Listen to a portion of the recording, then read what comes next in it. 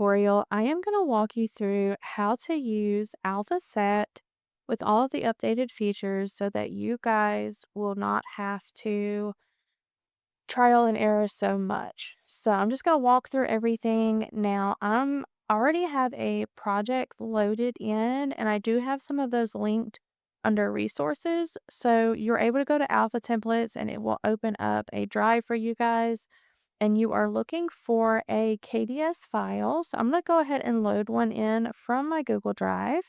Give me just a second.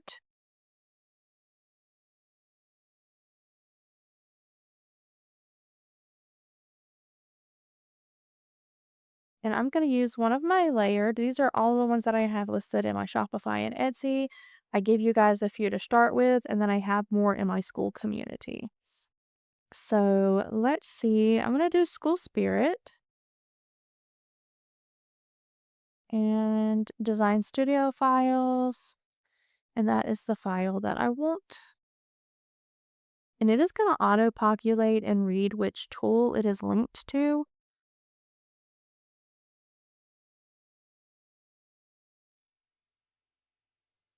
It takes it just a minute to load in all the files because you have to think it's loading in a base file, it's loading in outline files, all of that's loading in real time. Okay, so it has loaded everything in.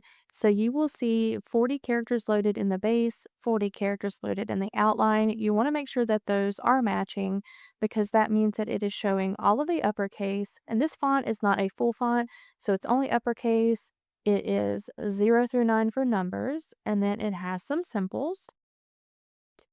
And once you've loaded in your project or you've loaded in your base and outline layers, you're going to scroll down here, and this is where you're going to start changing the purple, which is the base.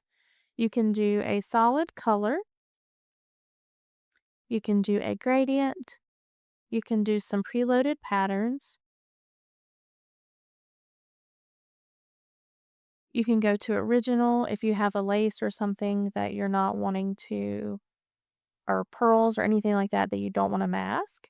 And then I'm going to go to image because image tends to be my default. And I'm going to go ahead and pull in two different types of images. I'm going to start with a seamless one first. Because this is seamless, I can scale it down and scale it up. And there's not going to be any lines.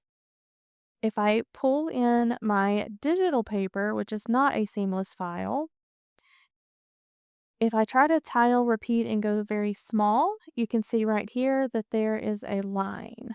So if you leave it on tile repeat, you usually just need to get it big enough to where it's filling the full screen, or you can do a fit to fill. Now the fit to fill is gonna fill the entire square here because it's doing a clipping mask, just to let you know. So it does make it a little bit bigger, but I have been able to successfully do tile and repeat with a plain digital paper. I just have to watch for that line up here and make sure that it's quite a few pixels off of that or percentages off of that. So I'm going to bump it to about 60. Now you also have the option to do outline strokes here. You can do them outside. You can do them inside, whichever way you would want to do that. It gives you different options for what you're going to do for blend modes, the opacity. You can also do different fill types. So I'm going to select image, and I'm going to find one of my glitter papers, and I'm going to load that in. So you see how right here it's got it, and I can show you guys if I go to a bigger size, you can see it more clearly now. I bump it back down, and then if it's outside, the same would go. So it is still linked to this base A, not the outline. So I'm going to go ahead and turn that off. And of course, you still have the same options here for tile repeat, fit to fill, and all of that. So you don't have to worry about that. And then you also have a drop shadow that you can add in. I have the opacity automatically at 100, blur at 0 just because with alpha sets you tend to not use a blur because they don't always print prettily. Now, any of the color pickers, if you are wanting to copy and paste hex codes, you click right here and then you can copy and paste your hex code. I will probably in the future default that to go to hex codes first, but for now it is just defaulting to RGB, and you can just click the little thing right there that has the little arrows and it will make it a hex code. You can also do a color picker and change it that way to match any colors on the screen here. You also have the same option to do a color or an image for the drop shadow as well. Now I'm going to move on to the outline here. So it has all of the same capabilities in all of the boxes from base to outline to accent 1 and accent 2. They're going to have all the same options for you guys to do all of the different effects. So what I'm going to do is I am just going to change the outline to a dark brown.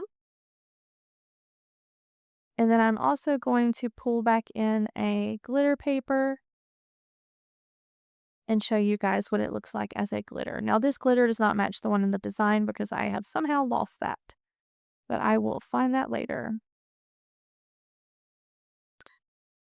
And I think I have one, let me see. Here's one I did with Alicia Ray's brush as a glitter. Now I am going to go ahead and scroll down here to the bottom. So what I tend to do is you can do this for a single alpha or all 6. There's not really one to where you can only do 1, 2, 3, and 4. You're either going to do one at a time or all 6 together.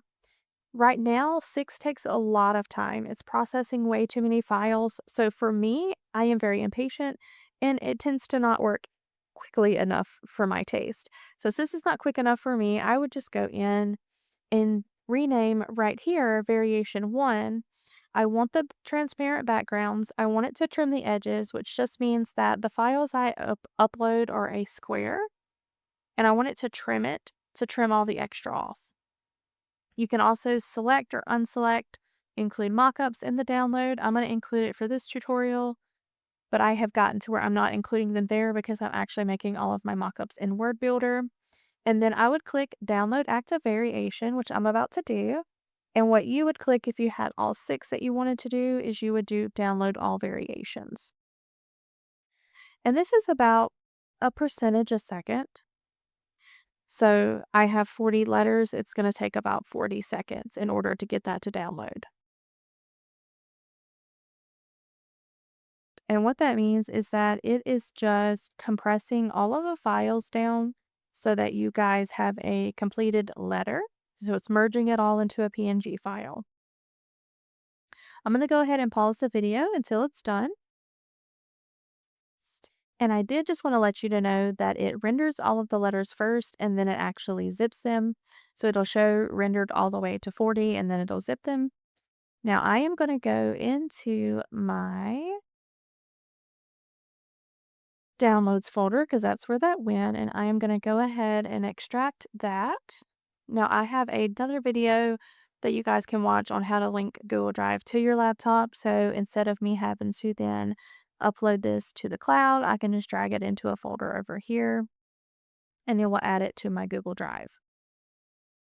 Now I'm also going to leave my zip and I'll show you why in just a minute.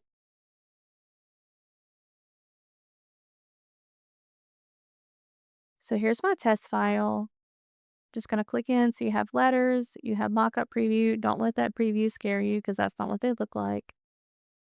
The mockup preview, if you want it included so you don't have to do any extra steps, it looks like this. And it'll do that for all alpha sets. So all of them are grouped. And then we have our letters. So I'm going to go ahead and pull up. See how I said not to be worried. It just previews really weird because they're very intricate files. But the quality is definitely there. And I have it set for you to, when you download these, it is going to export with the the height at 4,800 pixels, which is plenty big enough. And then it doesn't restrict the width because all of your letters are going to be different. But I wanted to make sure that it was 4,800 in the height so that it was big enough, and it's 300 dpi, so it's plenty of quality. And that's professional quality for that. So you don't have to worry about any blurry images. And what I wanted to show you super quick, I'm going to hop out of this tool really quick just to show you why I keep the zip file until I'm done. Because out of this tool, I'll then come over here to Word Builder and I will pull in my zip file. And once that pulls in, it kind of auto selects some things that I already have here. But what I want it to do is there's a little box down here that I have some files set already.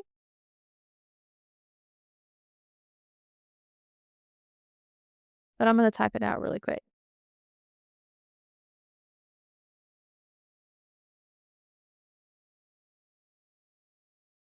Now, it looks very, very tiny when I type it in. However, once I stack it and I do a line gap,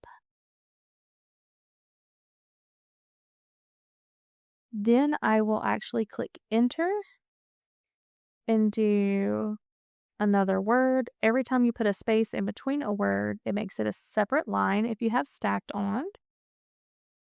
And this is how I actually go in. I'm going to click adjust word only. I'm going to adjust the overlap.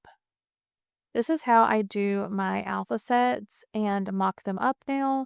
And then I'll also, if I have clip art included for this alpha set, I would upload my clip art here, add it in, then I can save the project, or I can just save it as a zip file. So I'm also going to name this test mockup and just show you guys what that looks like. And I love this because you can just do so many different examples. So let's say we wanted to do a Nana file. If you don't want it zipped, you don't have to. Let's do one that's a little bit longer. So I'm going to do Blessed Nana. And then I can overlap them.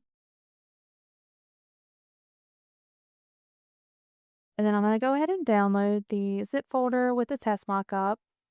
Now, this is not going to re-download your alpha set again, but the good thing about Word Builder is I can actually save my project here. I'm just going to name it Test Mockup, but I can save the project before I close out of this, download it. Takes a little bit longer for this one than it would be maybe one of the easier tools just because it's compiling all of my letters. So if I have 6 or 8 alpha sets in here, it takes a little bit longer, but that still wasn't too bad.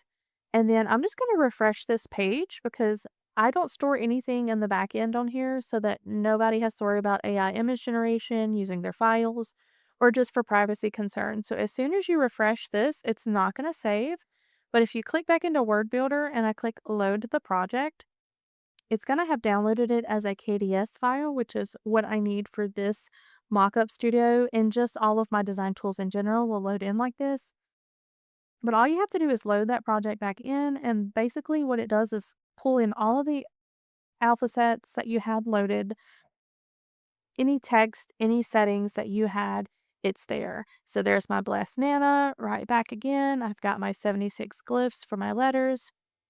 Here is all of my ABC and all of that here.